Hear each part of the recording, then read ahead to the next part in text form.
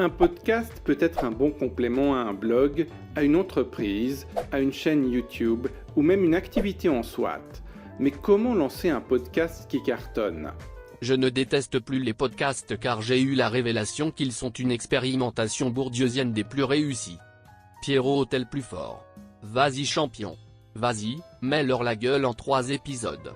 Et nos goûts nous trahissent beaucoup plus profondément que nos opinions. Je me suis amusé un peu à décrire les goûts de ce que j'appelle la petite bourgeoisie nouvelle. Disons, culture libérée, libre, un peu avant-garde, etc. Bon, ces jeux où chacun se définit par rapport à celui qui est juste au-dessous. Il y a des renversements constants. Bon. Et par exemple, le fait de revenir à des choses apparemment populaires change complètement de sens. La 2 chevaux de l'intellectuel n'a rien à voir avec la 2 chevaux de l'ouvrier agricole. Je dis que les gens sont infiniment moins libres qu'ils ne croient. Les goûts, finalement, sont des dégoûts. Alors ça, j'ai mis beaucoup de temps à le trouver. C'est le dégoût du goût des autres. Pour faire parler les gens sur leur goût, il faut leur faire parler de ce qui les dégoûte.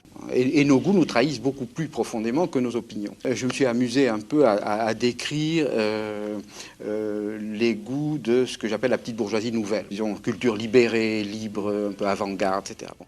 T'es vraiment le plus fort Pierrot.